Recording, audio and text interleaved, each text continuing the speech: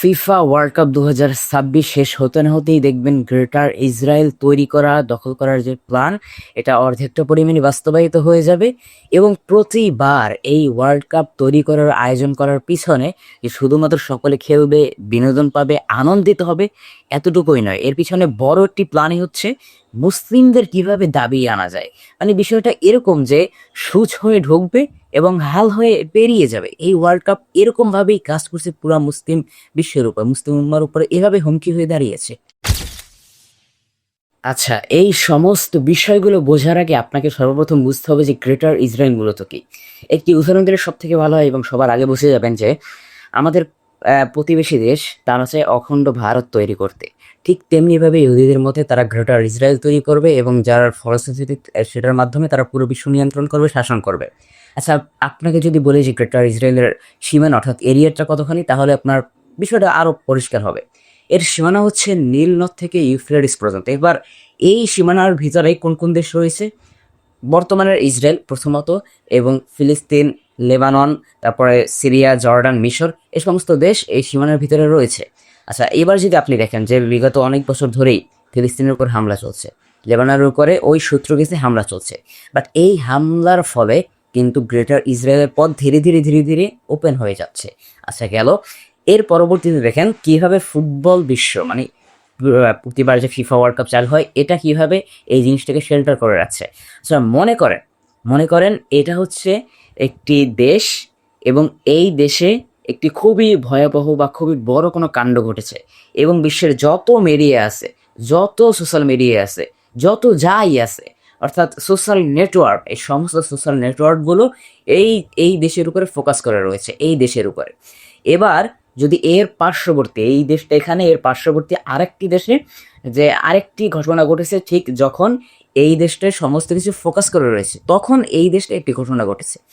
এবার ঠিক কিছু সময়ের ভিতরেই কিন্তু এই দেশের উপরে সমস্ত মিডিয়া, সমস্ত সোশ্যাল মিডিয়াগুলো এখানে আসতে পারবে না, কারণ তারা এখানে মুভ করে রয়েছে এবং তারা দেখছে যে এখান থেকে সমস্ত কিছু হচ্ছে, এখান থেকে দেখালেই তারা সমস্ত কিছু পাচ্ছে।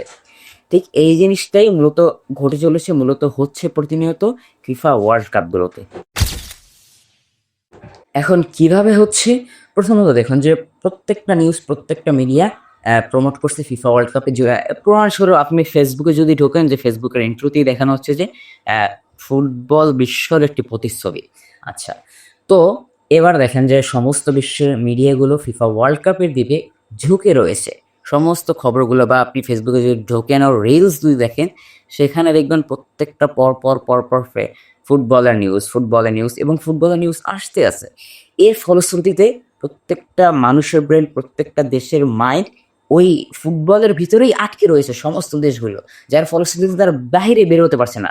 ঠিক যেমনভাবে মেক্সিকোতে, অথেন্টিক নিউজ অনুযায়ী মেক্সিকোতে শিক্ষক আন্দোলন হয়েছে একটি, যেখানে 1,33,000 মানুষ গুম হয়েছে। বাট সেখানে কিন্তু কারো নজরদারি নেই, তার ফলাফলও তারা পাচ্ছে না, কারণ তাদের উপরে কোনো মিডিয়া ফোকাস করছে না। স্বাভাবিকভাবেই কেন করবে? কারণ তারা তো ফুটবল দিয়ে ভালো একটি মার্কেট পাচ্ছে। ঠিক এই জিনিসটাই তারা লুফে নিচ্ছে। আচ্ছা, এবার সে যে মানুষ কেন কেন কেন বা এই ফিফা ওয়ার্ল্ড কাপ দেখবে, যদি আপনি বাংলাদেশের দিক তাকান, তাহলে এই জিনিসটা আরো ভালোভাবে বুঝবেন। দেখেন যে বাংলাদেশে প্রত্যেকটা মানুষই কোনো না কোনো দল আছে, হোক সেটা আর্জেন্টিনা, ব্রাজিল, যাই হোক, যে কোনো দেশই হোক, প্রত্যেকটা মানুষের একটি দল আছে। এবার যে কোনো দল করে না, যে লোক কোনো দল করে না, তারও একটি দল ধীরে ধীরে হয়ে যাচ্ছে। এবার কিভাবে হচ্ছে?